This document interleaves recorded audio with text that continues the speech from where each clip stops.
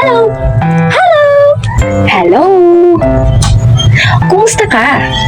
Ako nga pala si Teacher Gift at nandito ako upang talakayin ang ebolusyon o kasaysayan ng alpabetong Filipino. At nagsasabi, kapag marami kang nakaimbak na kaalaman, hindi ka mangbang. Panalo ka! Happy viewing!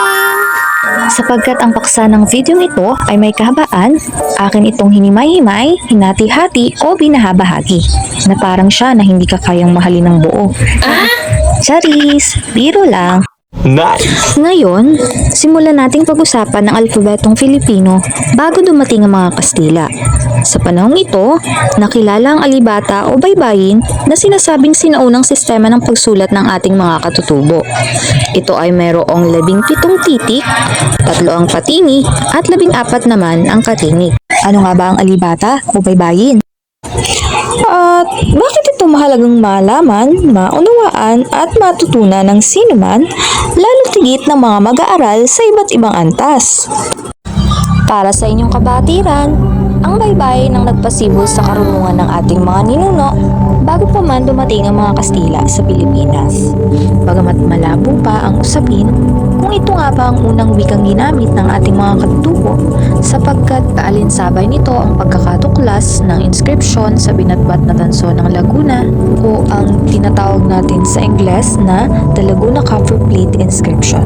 Ngunit sapat ng batayan ang mga katangi-tanging tala sa kasaysayan at panitikan upang atin itong bigyang halaga.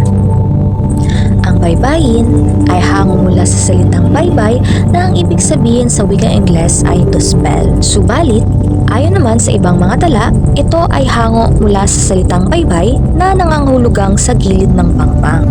At noong dekada 20, tinawag ito sa ngalang alipata ng isang guro na si Paul Versosa sa kanyang pag-aakalang mula ito sa Arabi. Ito ay hango sa unang mga titik ng Arabi na alif plus bata na kung saan ay inalis lamang ang titik F.